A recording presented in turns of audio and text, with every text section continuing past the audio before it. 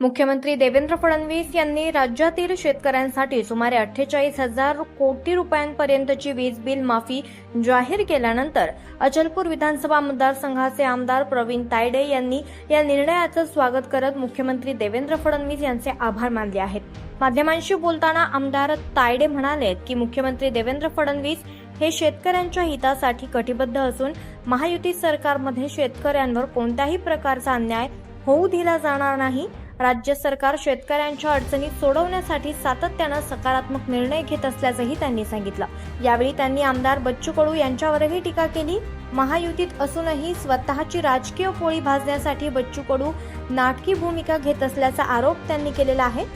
मी कसा वेगळा आहे, सत्तेत असूनही शेतकऱ्यांचे प्रश्न मांडतो, भविष्यात राजकीय फायदा मिळावा यासाठी ही धावपळ सुरू आहे, असा टोला आमदार प्रवीण तायडे यांनी लगावला आहे।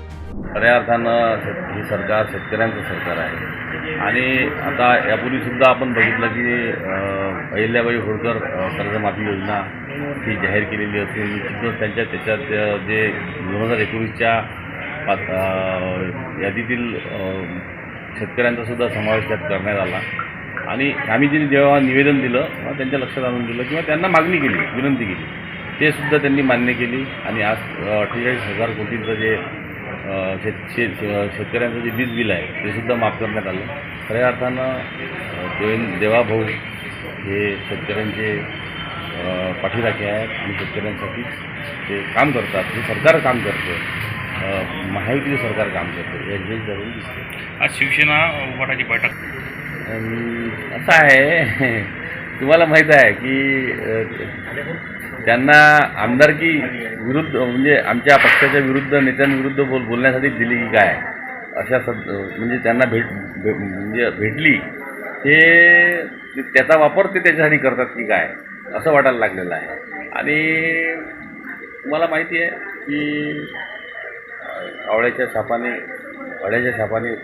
हे म्हैस मरत नाही मस्त म्हणते, तशातला प्रकार आहे। स्वतःचं दुकान चाललं पाहिजे, मी कसा वेगळा आहे, मी कसा शेतकऱ्यांचा सत्तेत जाऊ नये, वास्तविक पाहतात असं म्हणतात लोक, असं सोशल मीडियावर सगळ्या गोष्टी ऐकायला येतात की त्यांनी स्वतःच्या स्वार्थासाठी शेतकऱ्यांना वाऱ्यावर सोडलं। परंतु आता इथे आल्यानंतर त्यांना दाखवायचं आहे का मी शेतकऱ्यांचाच वाली आहे, मी सरकारविरुद्ध बोलतो, मी अपंगांसाठी बोलतो, मी दिव्यांगांसाठी बोलतो, जे काही आहे ते असं दाखवण्याचा त्यांचा केविलवाणा प्रयत्न आहे आणि काहीतरी मिळालं पाहिजे भविष्यात सुद्धा, यासाठी त्यांची धावपळ आहे, बाकी काही विषय नाही। बाकी तुम्हाला माहीत आहे लोकांच्या मनातून सगळ्या गोष्टी दुकान हल्लेलं आहे।